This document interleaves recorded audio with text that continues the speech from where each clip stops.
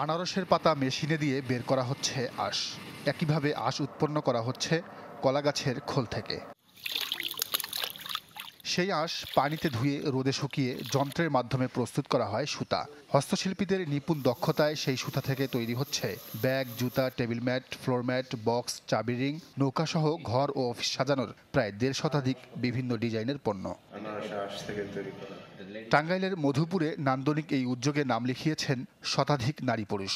বলছেন এতে কর্মসংস্থানের পাশাপাশি স্বাবলম্বী হচ্ছেন তারা।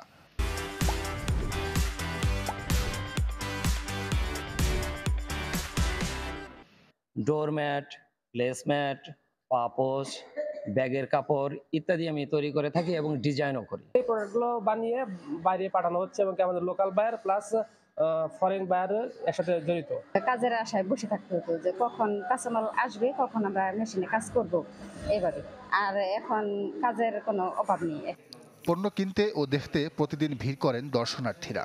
কলা পাতার আঁশ কিংবা আনারস পাতার আঁশ থেকে যে এত সুন্দর সুন্দর হ্যান্ডিক্রাফট তৈরি হচ্ছে, এটা আমার আসলে ধারণার মধ্যেই ছিল না। প্রচুর কচুরিপানার ফাইবার এগুলো দেখতে আসছি, তো দেখার পরে আমাদের অনেক ভালো লাগলো। উদ্যোক্তারা জানান পাহাড়ি জনগোষ্ঠীদের প্রশিক্ষণ দিয়ে পরিবেশ বান্ধব এসব পণ্য তৈরি করছেন তারা, যা রপ্তানি হচ্ছে ৫৬টি দেশে।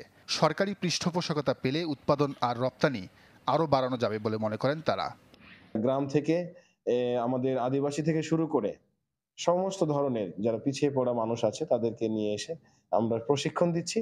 প্রশিক্ষণ দেওয়ার মাধ্যমে তাদের কর্মসংস্থানের ব্যবস্থা করছি। বাংলাদেশে যত জায়গায় আনারসের চাষ হয় এবং কলা গাছের চাষ হয়, এগুলি আমরা প্রত্যেক জেলা থেকে সংগ্রহ করব আগামীতে আরো প্রোডাক্টিভিটি বাড়ানোর জন্য।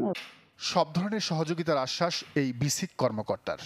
তাদেরকে আমরা জেলা কার্যালয়ের মাধ্যমে বিসিকের যে সেবা, বিভিন্ন ধরনের সেবা আছে, সেই সেবাগুলো দিয়ে আমরা তাদেরকে সার্বিকভাবে সহযোগিতা করব।